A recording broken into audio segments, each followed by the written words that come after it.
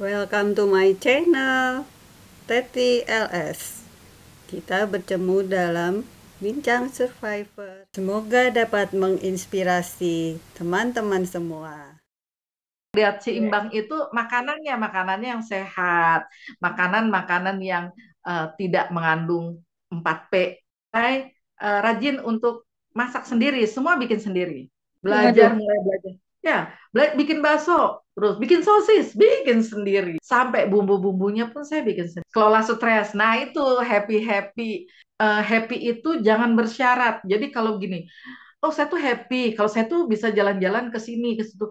Happy lu susah untuk pengobatan alternatif semua no. Udahlah fokusnya ke medis aja, ngapain sih? Udah ada BPJS, lebih lebih gampang kok. Jadi jangan uji nyali. Terserah deh orang mau ngomong apa, tapi ini pribadi saya seperti itu. Karena saya sudah ngalamin sendiri gitu loh. Yang teman-teman saya berakhir dengan gagal ginjal itu bukan satu dua, banyak gitu kan.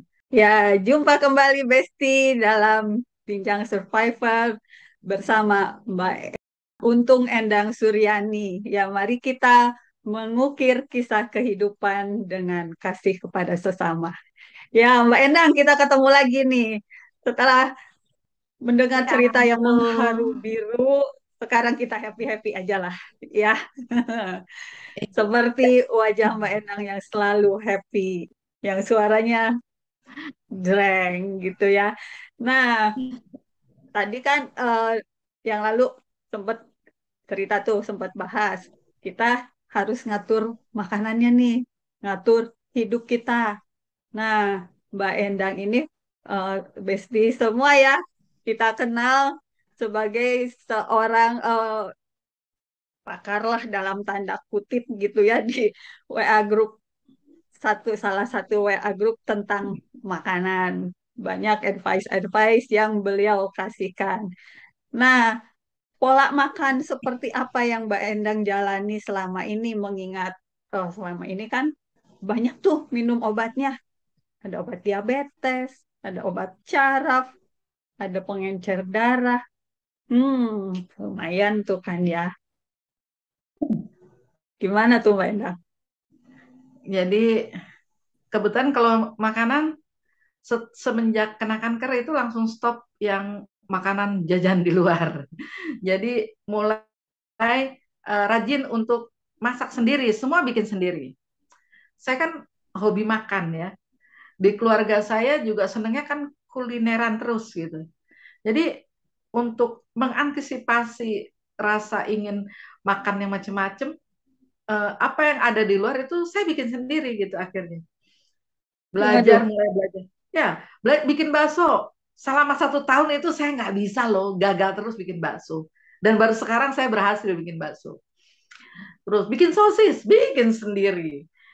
Mau bikin apa semua saya bikin sendiri. Sampai bumbu-bumbunya pun saya bikin sendiri. Mau bikin saus tiram, mau bikin apa, mau bikin ikan asin, memang nggak boleh sering-sering ya, ya. Karena kan yang nggak harus mengurangi garam gitu. Tapi kan bukan berarti kita nggak boleh makan ya, boleh ya. Tapi kan makan ikan asin itu juga nggak setiap hari. Seminggu sebulan sekali juga belum tentu makan ikan asin. Ya makan, bikin sendiri tapi. Terus terasi, saya bikin sendiri terasi. Dari mulai terasi ikan, terasi udang, bikin sendiri karena saya suka bikin mm, sambal. Nah, kalau untuk makanan, semua makanan yang sehat. Jadi makanan yang tidak diolah di apa tidak diawetkan pakai pengawet. Kan kalau kita beli yang di luaran kita nggak tahu ya. Terus yang mengandung, saya kan ngikutin patokan yang ada tuh di share. Bebas 4P katanya. ya, Pengawet, perasa buatan, pewarna buatan, terusannya pemanis buatan. Kadang-kadang pada salah kaprah tuh orang yang dibilang pemanis buatan itu gula pasir. Kalau gula pasir selama dipakainya hanya untuk sebagai bumbu, ya nggak ada masalah. Sekarang mereka nggak makan gula pasir tapi makan roti. Roti itu untuk ngembangin pakai gula pasir loh, jangan salah. Pakai gula pasir jadi masih nggak gula apa-apa. pasir boleh ya. Boleh, tapi memang kurang sehatnya karena gula pasir itu kan untuk putih itu dia kan pakai pemutih, diputihkan. Nah, itu dia. Nah, tetap kurang sehat memang, tapi kalau hanya makainya hanya untuk bumbu dalam jumlah tertentu dan hanya dipakai sedikit nggak ada masalah. Yang jadi masalah itu kalau kita bikin wah pakai gula pasir, bikin manis. Nah itu tapi lebih bagus gula pasir dibanding dengan gula-gula buatan. Yang jadi masalah itu kalau yang di Ya, luar sekarang itu kayak roti aja mereka pakai perasa gula pasir. Roti ini buatan ini pakai perasa gula pasir. Berarti kan dia bukan pakai gula ada, pasir. ada ya perasa gula pasir gitu. Wah, Itu toko roti terkenal loh, toko roti besar ya kan.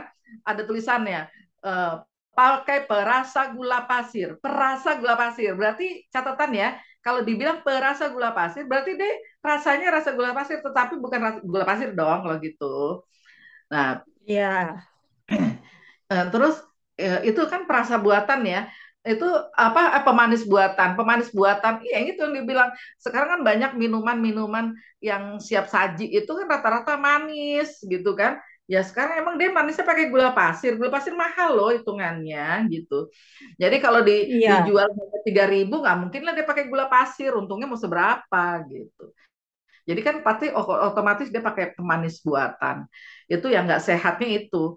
Jadi kalau bisa kan pemanisnya kalau saya sendiri pakainya pakai gula aren. Jadi mau bikin apa ya pakai gula aren aja gitu. Mau bikin saus cabai, saus tomat ya pakai gula aren, nggak usah pakai gula pasir. Jadi kalau memang mau diperlukan gula pasir pun ya cuma sedikit aja. Itu pun untuk masakan-masakan tertentu yang pakai gula pasir, tapi selebihnya nggak, pakainya gula aren. Itu untuk pemanis buatan. Untuk pemanisnya, untuk perasa buatan tuh kan kayak uh, micin. Ya, kan ada sekarang ini, ya kita mah generasi micin. Ya lo nggak kena kanker lo, begitu kena kanker lo mau bilang lo generasi micin udah sebel banget. Iya, Jadi iya. nggak sekarang itu kan banyak orang yang terkena kanker. Anak-anak aja banyak yang kalau kita lihat di rumah sakit itu banyak kanker pada anak. Kanker pada anak dilihat lagi aja orang tuanya ngasih makannya apa gitu. Jadi kalau ada Ya, sekarang kan ya. banyak kan "Oh, ini kan kita mah generasi micin ya nggak bisa hidup tanpa micin. Nah, lu belum kena kanker lu bisa ngomong begitu sebelah. Nah kita yang udah Mm-mm. pasien kanker ya jangan lagi gitu. Eh, kalau kitanya tidak pernah membatasi terus ternyata terjadi metastasis kan kayaknya nyesel. Oh gitu Iya. ini tau gitu Gun. Nah mulai dari sekarang kita batasin jadi minimal kita jaga dulu kalau memang pun masih ada metastasis ya itu memang resiko yang kita harus hadapi karena sudah ada sel kanker di dalam tubuh ya kan tapi untuk supaya si sel kanker tidak bangkit kan ada upaya-upaya dari kita sendiri nih usaha kita apa menjaga asupan makanan kita yang tidak membuat si sel kanker ini bangkit lagi gitu loh Ya. mengolah makanannya yang sehat, yang benar gitu.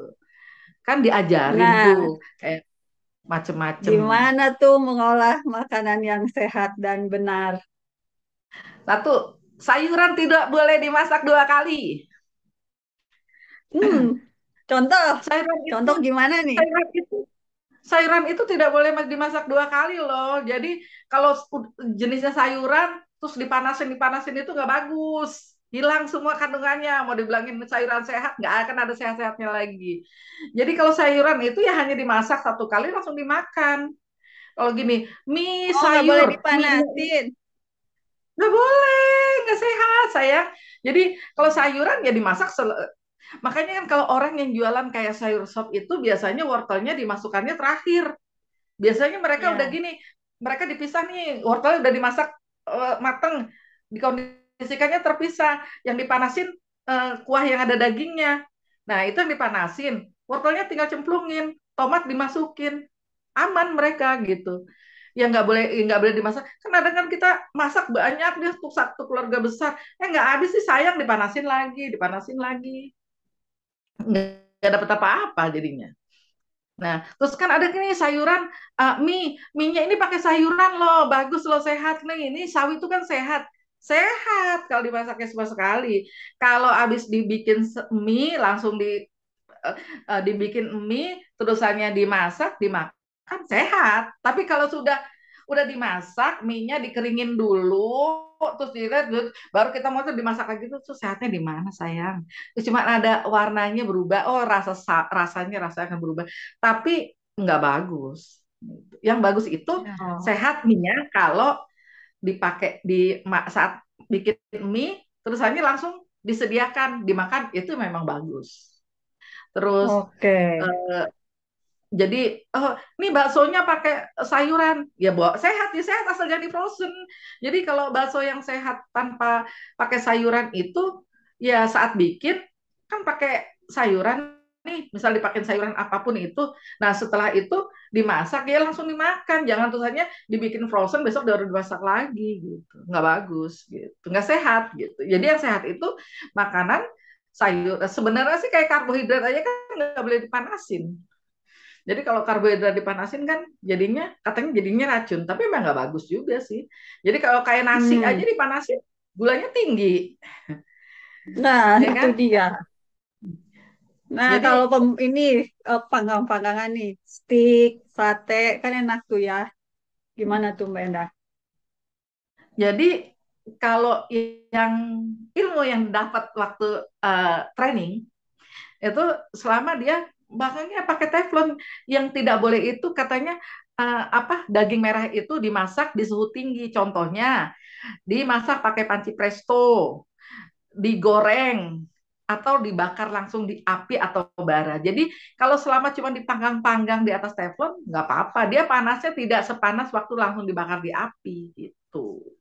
Oh gitu, itu daging merah. Kalau misalnya ikan bakar, boleh nggak ya Kalau ikan kita makan bakar ikan bakar? nggak apa-apa kan. Yang penting gosongannya dibuang. Dibuang tuh. Bawa Jadi gunting dong makannya. oh, bagus memang. Saya mau nyarankan. Jadi kalau untuk pasien kanker kalau pergi-pergi bawa gunting. Jadi kalau misalnya, oh saya mau makan ikan bakar, ya udah nggak apa-apa makan ikan bakar dibuangin.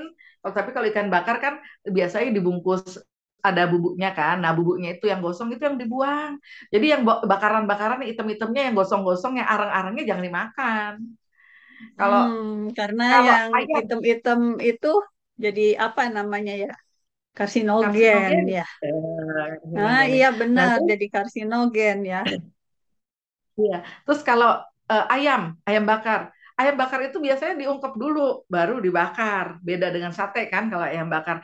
Dia itu dibakar hanya untuk mendapatkan aroma smoke-nya aja, aroma bakarannya doang gitu. Jadi ya dibuang aja, gunting aja yang bakaran-bakarannya gitu. Rata-rata kan cuman dipanggang sebentar aja dia, dibumbuin di Hmm, yang sebentar doang. Tapi sih memang ayam diungkep itu kan kaldunya larut ya. iya. Jadi dapat giginya dikit. Jadi kesannya gini, wah kenapa sih kok saya HB-nya tetap rendah gitu. Padahal saya makannya ayam gitu kan. Oh iyalah makan ayam, ayam diungkep, habis itu digoreng. Dapatnya apa? Ya kan? Waktu diungkep kan kaldunya ada di air ungkepan, ya Iya, kan? iya. Kaldunya dibuang. Itu jadi Kecuali makan kalau ampasnya. yang dimakan kan cuma ampasnya doang, ya kan? Nah, coba kalau misalnya kalau ngolah sendiri kan, misalnya ayamnya dipotong sekecil-kecil mungkin. Kalau misalnya mau digoreng, dibumbuin, didiemin, terus baru digoreng. Jadi minimal tuh tidak hilang ini apa nutrisi dari ayamnya, nggak bolak-balik dimasak yang berulang-ulang gitu. Terus kayak misalnya gini, Hmm. rendang saya boleh makan sih nggak sih? Ya boleh aja makan rendang. Cuma, cuma ya daging dimasak nggak pakai presto. Cuma kan dia pakai santan dimasak sampai kering. Kan kayak digoreng, sama aja digoreng dong gitu. Jadi kalau pengertian ya boleh aja, cuman kalau untuk nilai gizinya nggak terlalu juga sih kalau rendang gitu. Kalau mau sehat ya di sop aja. Jadi kalau ada yang tanya, Bu Endang emang nggak makan rendang? Oh, saya setahun sekali aja belum tentu makan rendang gitu. Jadi kalau makan rendang mungkin pas Lebaran. Kalau hari-hari nggak pernah mau makan rendang karena rugi gitu. Saya kan pengen makan daging itu pengen pengen ke dalam tubuh kan, pengen cari gizinya kan. Nah terus kalau di rendang terus ada yang nanya gini, bikin itu gepuk berarti nggak boleh dong? Ya kalau digoreng sama aja kan, nggak boleh digoreng. Daging merah kan nggak boleh dimasak di suhu tinggi. Kalau dimasak di suhu tinggi, kenapa nggak boleh? Nah, kata pakarnya itu dibilang, saya ingat banget karena waktu itu ikut itunya ya, eh, trainingnya. Jadi kalau daging merah dimasak di suhu tinggi itu merubah lemak di dalam apa di daging itu menjadi karsinogenik Hmm.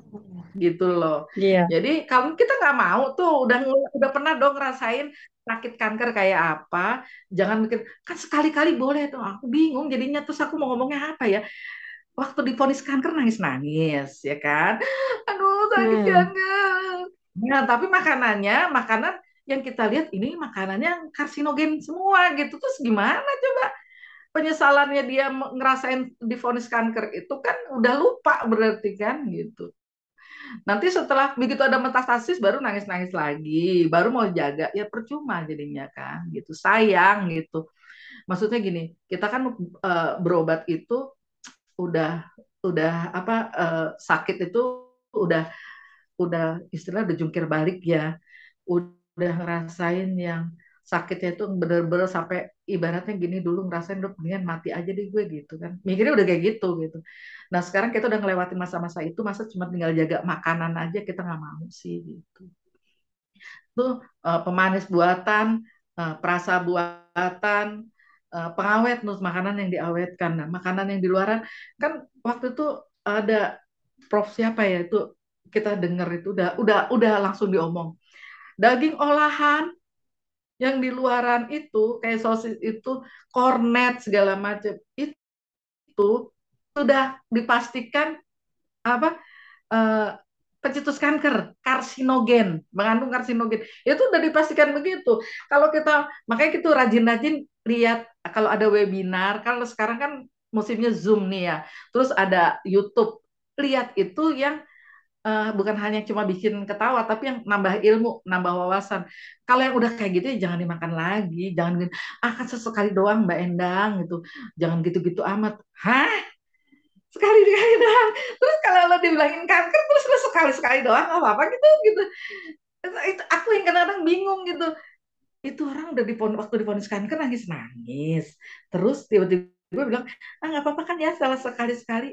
Aku cuma gini, hah? Aku cuma aku nggak berani. Aku bukan tipe orang yang nekatan gitu, yang ada lah nggak apa-apa sekali-sekali. Aku bukan orang kayak gitu soalnya.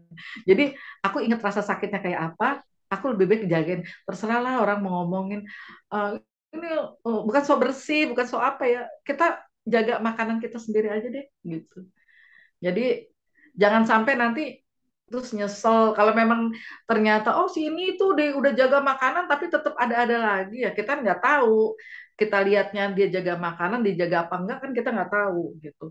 Apalagi kalau saya kan ada komorbid juga kan, diabetes, jadi memang harus benar-benar jaga gitu. Asupan gula ya harus dijaga. Beda masih makan nasi diabetes makan, yang penting makan nasi itu tidak dalam kondisi nasinya panas. Sayurnya boleh Hmm. panas, tapi nasi jangan panas. Nasi jangan Oh, diolah oke. lagi, dipanasin atau digoreng. Kalau saya bikin nasi goreng, alas saya itu bumbunya sudah jadi, nasinya udah jadi nih, bumbunya udah jadi, tidak dalam kondisi dimasak ya, udah dimatikan kompornya, kan masih panas nih. Masukin aja nasinya, aduk-aduk, udah itu nasi goreng. Itu buat saya. Itu nasi Oh iya goreng ala saya begitu. tuh kayak gitu. Jadi itu tuh nasi goreng gitu loh. Ya bumbunya aja Iya, ide digoreng, tapi bagus tuh nasinya ya. nggak usah. Iya, kan jadi tetap sehat. Jadi kok Bu Endang itu udah insulin tapi makan nasinya masih banyak. Ya nggak apa-apa kan, makanya yang penting kan gula darah saya masih bagus kan gitu. Nggak ada masalah. Terus sayuran, karena minum pengencer darah, kan tadinya juga saya nggak tahu tuh ternyata kalau minum pengencer darah, awal-awal tuh ada yang bilang ini, Bu Endang kan minum pengencer darah, nggak boleh makan bayam, nggak boleh makan sayuran hijau. Hah? Gitu? Waduh, kok saya belum tahu ya? Iya nggak boleh. Nah, gini-gini. Ah ya udah. Ada waktu ada podcastnya dokter, nanya dong. Saya kan minum pengencer darah. Makanan apa aja sih yang nggak boleh gitu kan? Katanya dengar-dengar nggak boleh makanan hijau. Oh ternyata nggak gitu, katanya gitu kan. Ternyata bagi yang minum pengencer darah ada hal-hal yang kayaknya nggak boleh gitu. Tetapi kalau kita tidak bisa makan setiap hari, istiqomah itu makannya setiap hari, itu nggak boleh. Jadi nggak boleh kayak misalnya, oh hari ini saya makan, besok enggak, besok lagi makan, besok enggak, semau-mau gitu. Nah itu yang nggak boleh. Jadi kalau kita Oh, bisa oke. mengkonsumsi setiap hari, itu boleh katanya. Itu termasuk teh minumnya. Kebetulan teh saya nggak suka. Jadi ya udah saya skip. Nggak usah lah minum teh kalau gitu, ya kan? Bayam. Saya juga nggak mungkin kan setiap hari makan bayam. Skip. Nggak mau saya. Asparagus. Nggak mungkin juga mahal. Iya. Jadi ya udah daripada cuma sesekali doang minum makan apa asparagus, nah saya nggak usah. Paprika, saya nggak mungkin juga makan paprika setiap hari mahal, gitu ya. Jadi skip, nggak usah gitu. Terus yang murah-murah, yang biasa saya minum apa? Oh, saya biasa makan pedas, ya kan? Cabe yang pedas gitu. Ya udah itu nggak apa-apa. Jadi saya setiap hari aja harus ada makan cabe, meskipun cuma sedikit. Yang penting ada makan pedas dong. Jadi setiap hari memang mengkonsumsi cabe. Nah, terus kuning telur. Ya kan kadang-kadang kan kita makan kue ada kuning telurnya. Jadi ya udah saya bikin aja makanan yang ada kuning telurnya, jangan bisa saya makan cuma sepotong doang, ya nggak apa-apa. Jadi saya makan kuning telur, makan cabai, saya makan. Tapi nggak kayak bayam, yang lain-lain, saya nggak. Jadi kalau yang nggak bisa dikonsumsi setiap hari, ya jangan. Jadi ya udah saya ngikutin itu aja. Katanya kalau kita eh, apa mengkonsumsinya apa namanya jarang-jarang gitu, malah obat pengencer darah yang kita minum itu jadi tidak berfungsi, gitu kan? Ya kan sayang-sayang. Nanti kalau darahnya kental kan kita rugi, susah kan. Untuk pasien diabetes itu resikonya kan darahnya kental. Makanya terus harus minum Hmm, air putihnya juga yang banyak kan. Jadi minum air ya. putih itu 40 mili kali berat badan kita. Oh, Jadi ada kalau rumusnya ya. udah 40 mili kali berat badan, 40. Jadi kalau saya 40 kali 78. Wah, sekarang udah balik lagi ya. Tadi 38 kalau nggak salah dengar ya. Iya, sampai pernah 38, sekarang 78. Naiknya jadi 40 kilo. Ya udah saya sih nikmatin aja. Yang penting ya udah gitu mulai sekarang dijaga makanannya kayak gitu. Jadi yang penting terus aktivitasnya jangan terusannya nggak ada aktivitas sama sekali. Jadi yang ngeluarin keringet lah, misalnya 10 apa kalau mau jalan kaki keluar itu kan susah ya. Jadi kalau saya kadang-kadang mensiasatinya gini, kan 10 menit nih, ya udahlah 10 menit dihitung aja timer 10 menit jalan aja pokoknya dari kamar ke dapur ke sini. Tapi jalan aja gitu muter-muter 10 menit udah selesai. Biasanya kalau saya timer pas masak nasi nih. Masak nasi kan saya timer 10 menit.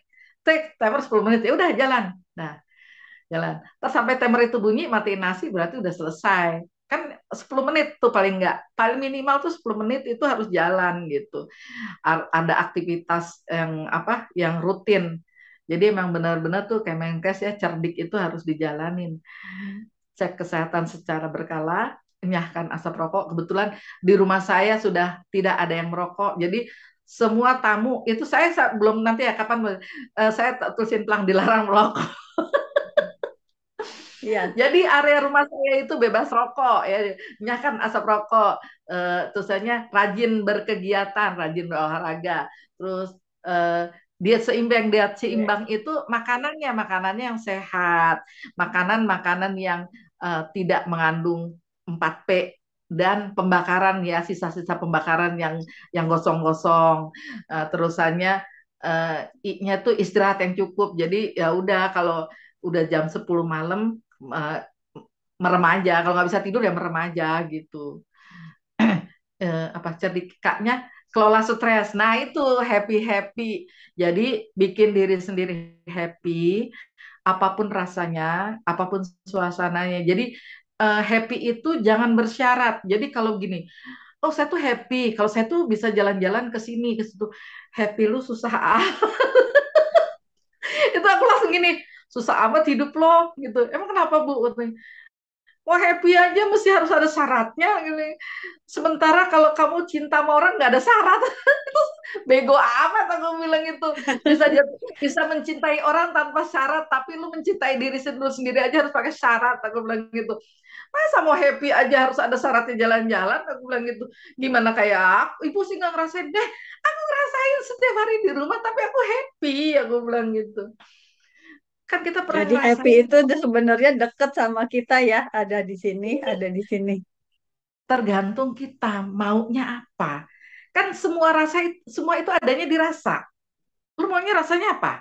Rasa sedih, nangis aja. Mau happy, ya ketawa. Lihat aja yang lucu-lucu. Sekarang tuh di YouTube banyak banget yang bisa menghibur.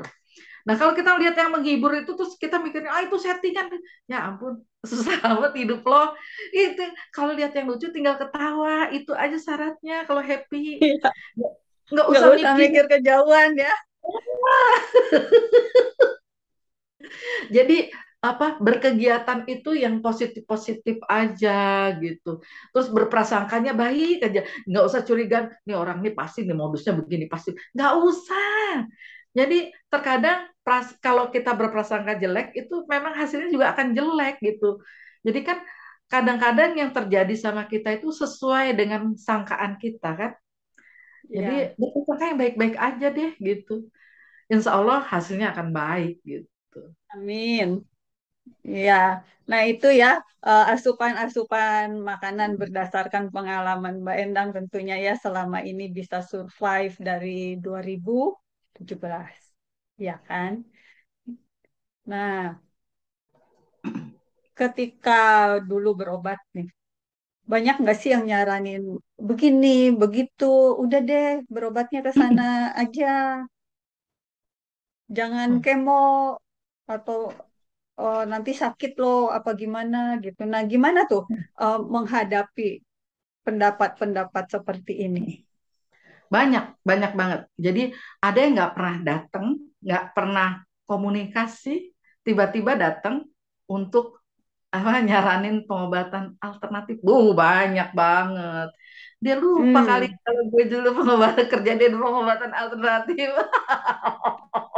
nah itu dia. Gimana tuh ya? Ini aku tuh background pengobatan alternatif ya, karena dulu kerjaan aku di pengobatan alternatif. Nah, untuk pengobatan alternatif semua no ya kalau obat aku. Nah, terus kalau misalnya jamu-jamuan sebelum ke dokter, aku aku bisa aku berani bilang, mungkin terserah ya orang mau bilang apa, tapi aku berani bilang bahwa eh, kunyit kunir putih itu bukan obat untuk kanker. Ya, Itu aku kita berani bilang. disclaimer dulu ya. Ini pendapat pribadi gitu ya. Pendapat pribadi ya, bahwa Ya, pendapat saya kalau kunyit dan kunir putih itu bukan obat kanker. Karena saya sudah membuktikan. Kalau itu kanker, bisa obat untuk kanker, saya nggak mungkin sampai separah itu. Saya minum 6 bulan. Ya, jadi kalau ada yang bilang ini bego amat, dibego-begoin jangan mau gitu loh. Maksudnya sekarang ini udahlah fokusnya ke medis aja, ngapain sih? Udah ada BPJS lebih lebih gampang kok. Jadi jangan jangan percaya dengan apa? Oh janji-janji manis apa? Semua ya, semua obat herbal nggak. Buat saya no. Karena saya pernah ngalamin sendiri. Sebelum saya ke dokter itu saya sudah mencoba berbagai macam. Meskipun saya pernah, kan tadi saya nggak tahu kalau saya itu kanker, ya kan? Jadi saya coba lah gitu karena nggak tahu kalau itu kanker. Obat herbal sudah saya coba.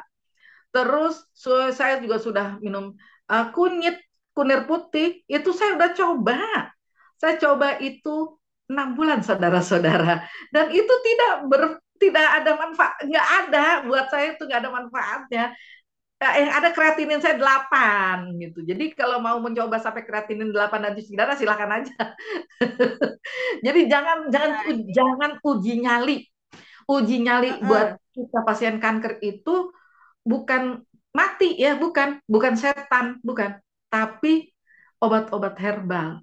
Karena setelah saya terjun apa jadi relawan pun banyak banget kejadian yang berakhir gagal ginjal itu karena maaf aja ya obat herbal. Itu Hmm. yang akhirnya saya berani ngomong kalau eh, lu mau sehat, nggak usah minum obat herbal. Ya lu ke dokter aja. Kalau udah itu lu perbaikin daripada buat beli obat herbal, makanan yang sehat aja. Lu beli buah-buahan yang banyak no buat apa buat buat di jus apa. Tapi juga lu jangan akhirnya cuma makan buah dan sayur doang gitu. Tubuh kita itu kalau untuk orang yang sehat mah ya nggak ada masalah. Kalau orang oh itu bisa kok hidup tanpa daging ya buat lu yang nggak sakit kanker mah udah nggak masalah. Tapi kalau orang yang sakit kanker itu butuh asupan protein hewan, bukan hanya obat, bukan hanya dengan apa apa eh, sayuran dan buah-buahan aja. Jadi jangan direcokin untuk yang pasien kanker. Kalau yang udah jelas-jelas kanker itu memang mungkin kalau kayak kanker kolon itu kan nggak boleh makan daging sapi. Tapi kan ini sama makan ikan, makan bisa makan daging ayam. Nggak usah makan daging sapi. Tapi kalau yang lain kan boleh makan daging sapi, nggak ada masalah. Yang penting dalam 1 minggu ya jangan 1 kilo makannya. Tapi kan kita makan paling cuma sepotong. Ya kan nggak mungkin banyak-banyak. Itu nggak apa-apa. Jadi jangan tergiur sama obat herbal. Aku paling marah deh kalau ada orang jualan obat herbal. Tak pernah juga kejadian itu di grup dulu nih ada di grup saya. Jadi ada orang tuh ternyata dia bukan pasien kanker. Itu saya Oh. taunya begitu ada yang telepon ke saya nangis-nangis dia mau cuci darah. Kaget saya. Loh, kok kamu bisa cuci darah? Kan kamu udah selesai, waktu itu udah bagus. Iya Bu, soalnya kemarin ada teman kita yang japri saya, katanya itu Bu Endang aja minum obat, minum jamu di tempat saya, beli di tempat saya katanya. Itu makanya dia bisa sehat. Oh, saya marah banget, saya maki-maki orangnya. Karena saya nggak pernah mengkonsumsi obat herbal. Nggak pernah sekalipun saya coba, apalagi saya menyarankan orang lain. Oh, saya marah, saya maki-maki orangnya. Beneran saya marah-main, saya maki-maki. Karena apa? Dia boleh mau cari duit, tapi bukan begitu caranya gitu. Akhirnya kalau dia gagal ginjal, dan akhirnya kan orangnya udah nggak ada. Memang umur itu sudah Allah yang menentukan. Tapi kan bukan berarti Ya. dia juga harus gagal ginjal dulu gitu. Ya kan jadi kesel, emosi saya waktu itu. Orang kesel banget gitu. Orang bilang, sampai saya tegesin lagi tuh di grup. Saya tidak pernah minum obat herbal dan saya tidak akan pernah menyarankan teman saya minum obat herbal. Kalau saya melarang, ya, aku bilang gitu. Karena saya tahu resikonya seperti apa. Jadi mulai saat itu dan sampai sekarang, sampai kapanpun, saya yang akan menentang obat herbal. Terserah deh orang mau ngomong apa, tapi ini pribadi saya seperti itu. Karena saya sudah ngalamin sendiri gitu loh. Yang teman-teman saya berakhir dengan gagal ginjal itu bukan satu dua, banyak gitu kan. Dan itu yang buat kita jadi apa gerem gitu banget gitu loh. Orang cari duit sampai segitunya gitu kan.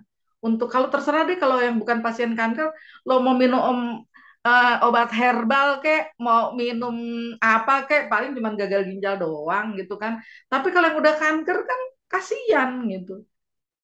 Tapi Iya, kalau jadi beda deh. berdasarkan pengalaman-pengalaman ini, Mbak Endang menganjurkan ya sudahlah, kita sejalur aja, jangan bercabang kemana-mana gitu ya. Ya, Mungkin ada yang memang orangnya cocok dengan obat itu ya sudah terserah karena hidup itu pilihan. Benar nggak Mbak tapi Endang jangan ya? salah nih. Aku kasih tahu dulu ya kan. Hmm, Terkadang gini, ada orang menawarkan ini, saya minum ini sehat loh, minum ini enak loh gitu. Itu sudah tersugesti sayang. Jadi kalau kita sudah tersugesti, ini kayak contohnya jeruk nih, ya kan? Ada orang yang gini, saya kalau makan jeruk itu perut saya sakit, mas saya sakit gitu kan? Saya sakit mah, saya nggak bisa makan jeruk. Itu dia sudah tersugesti bahwa dia kalau makan jeruk asam lambungnya naik, ya kan? Padahal udah di ya. medis udah dikasih tahu kalau jeruk itu tidak membuat asam lambung naik gitu kan. Dan saya sudah buktikan itu. Saya Oh, oke. terapi jeruk nipis waktu itu. Saya mau coba tahu nggak minum jeruk nipis itu dalam keadaan apa? Dan saya waktu sakit kemarin itu saya minum jeruk lemon, ya kan? Minum jeruk lemon. Hmm. Jadi jeruknya diperes, tidak dicampur apa-apa. Saya minum sebelum makan. Blek. Sakit perut saya enggak. Saya tuh dulu pernah mah kronis loh. Tapi karena saya sudah saya mensugesti bahwa oh ini nggak sakit kok ini mah ini obat jeruk ini nggak bikin sakit lambung, jadi ya nggak sakit. Jadi kalau enggak, kalau saya ya karena kamu sudah tersugesti bahwa kalau nggak usah setiap kali. Nah itu udah, kalau masih bilang enggak, saya tuh setiap makan jeruk itu saya perutnya sakit. Ya, itu memang udah tersugesti secara tidak langsung. Itu memang sugesti yang ditanamkan ke diri kita sendiri bahwa setiap saya makan jeruk itu sakit. Jadi secara otomatis begitu ngeliat jeruk kita mau makan itu secara otomatis otak kita tuh udah ngerekamnya sakit lu ya, sakit lu ya, sakit ya sakit gitu. Tapi saat Berarti kita tidak, ininya, ah, karena sudah tersugesti. Jadi terkadang gini deh, waktu kita kecil kita tuh ke dokter yang sama setiap setiap sakit ya dibawa ke dokter yang sama. Terkadang kita kalau ke dokter itu begitu ketemu dokter tuh hilang sakit kita semuanya. oh Karena iya, yakin kan bahwa dokter ini tuh yang bisa ngobatin saya. Terkadang itu belum diobatin, nggak diapa-apain, nggak minum obatnya juga hilang, demam juga hilang demamnya gitu. Karena sudah tersugesti. Kenapa sih kita harus mensugesti ke herbal? Kenapa sih kita harus mensugesti yang nggak tahu itu bagus apa nggak buat kita? Kenapa kita tidak mensugesti bahwa obat kemo yang saya lagi jalanin ini yang terbaik buat saya. Saya sugesti saya waktu saya kemo itu seperti itu. Setiap melihat obat kemo, ya Allah, alhamdulillah, lo masuk baik-baik ya, yuk jangan macem-macem, oke? Nah, ayo. Jadi memang saya mensugesti diri saya bahwa kemo itu baik buat saya. Jadinya baik gitu. Terus saya menganggap bahwa yakin banget bahwa radiasi itu terbaik buat saya dan hasilnya baik gitu. Saya bisa kemo sambil makan, sambil kemo tuh sambil mulutnya gini. Ah, ada mual? Enggak, saat kemo enggak ada mual. Di sebelah saya tuh, duh menang gitu deh. Nah, pas waktu kemo kedua ada kejadian nih, teman saya. Bu, kan saya nggak bisa Mbak Endang nih. Nah gini nih, sini deh. Ini mau kemo kan, nih obat ini nanti bisa menghilangkan mual ya. Jadi ini nanti kita mau kemo minum ini ya Bu ya. Kasih dua-duanya saya kasih.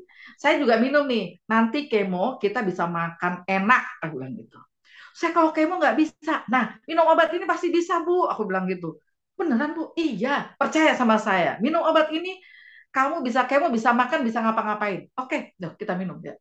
Nah, lihat deh Bu, saya ini kemo bisa makan, bener. Akhirnya kita bertiga itu kemo tuh bisa makan.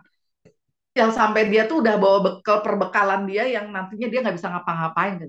Ternyata dia bisa jalan ke kamar mandi sendiri.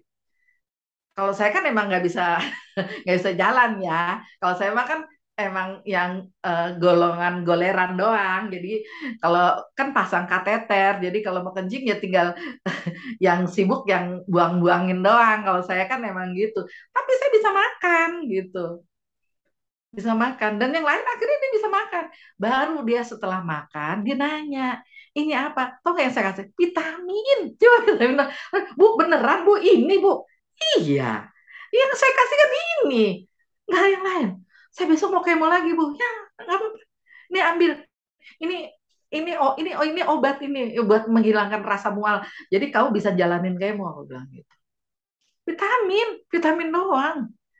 Itu orang tuh sampai kaget. Ternyata cuma ini, Bu. Ya, itu karena apa? Sudah tersugesti. Waktu dia mau minum vitamin itu, kan dia tersugesti. Oh, Bu Endang ini minum vitamin ini bisa kok. Nah, saya juga bisa. Itu karena sudah tersugesti. Nah, itu kenapa yang selama ini saya tanamkan ke teman-teman. Kalau ada yang tanya, Bu, saya mau kemo. Ya, anggap aja kemo itu infusan biasa. Itu yang saya dapat dari teman saya kan, dari orang waktu itu yang nggak saya kenal kan begitu. ya. Anggap aja kemo itu infusan biasa gitu. Karena sudah tersugesti seperti itu, ditambah saya minum vitamin ya, minum vitamin yang murah-murah bukan vitamin yang mahal-mahal. Itu kan saya nggak boleh sebut dong mereknya di sini. Itu Iya. vitamin yang murah-murah banget gitu, vitamin aja justru vitamin, bukan yang mesti harus dibeli jadi member dulu, enggak. Itu vitamin yang ada di apotek. Udah itu doang. Dan itu bagus gitu. Ya kan itu berarti kan karena sugesti. Kenapa tidak mensugesti apa yang akan kita dapat dari dokter gitu? Apa pengobatannya misalnya kemo, radiasi, itu kita sugesti itu bahwa itu tuh eh, bagus buat kita. Itulah yang terbaik buat kita. Insya Allah akan baik. Tapi kalau kita, waduh, saya mau kemo nih, aduh saya gimana ya, itu nggak akan, dia jalanin kemo seperti itu pasti dia akan ngerasain nggak enaknya. Banyak nggak enaknya. Tapi kalau dari kemo mau kemo udah bilang, wah ini nih, saya mau kemo asik, ah, ada, udah penasaran, ayo dong kemo obat, masuk masuk masuk masuk sini, udah jangan nyakitin gue ya, ayo kita, ayo ambil apa, bunuh kankernya ya, bunuh kankernya ya. Nah, udah kayak orang bego gitu ya, tapi jadi sehat gitu kan, jadi Ya, semangat. jadi semua itu bermula dari sini. Kita yang Iya, harus bisa mengaturnya gitu ya. Jangan kita diatur oleh ini, tapi kita yang harus mengatur pikiran kita. Nah, iya, ngomong-ngomong tuh di awal tadi kan sering tuh berbikinan. Nggak capek, Mbak Endah? ya dibatasin. Jadi kalau capek tinggal semua tiduran, nonton YouTube Hmm, yang lucu-lucu. Udah gitu aja. bisa dong kita pesen. Boleh.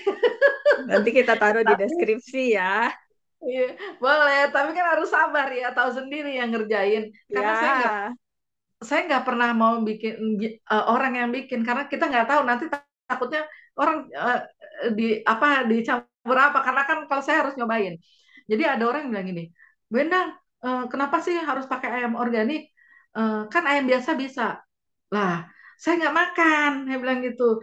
Kalau ayam yang biasa itu kan ada disuntik hormon apa segala macam, saya kan nggak makan. Nah, kalau bikin itu kan saya harus nyobain. Ini rasanya kayak gimana? Pas apa enggak? Cukup apa enggak? Gitu. Nah, kalau saya bikin sesuai dengan pesanan kamu, saya nggak bisa nyobain dong. Nggak mau saya bilang gitu. Saya lebih baik nggak usah pesan sama saya. Kalau kayak gitu pesan sama orang lain aja. Nggak apa-apa, saya bilang gitu. Saya nggak mesti harus beli sama saya. Silahkan aja pesan sama orang lain.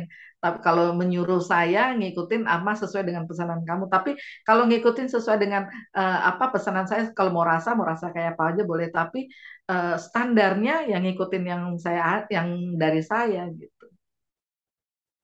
ya menarik sekali ya berbincang dengan seorang Untung Endang Suryani ini yang di awal pengobatannya itu sangat termehek-mehek gitulah ya.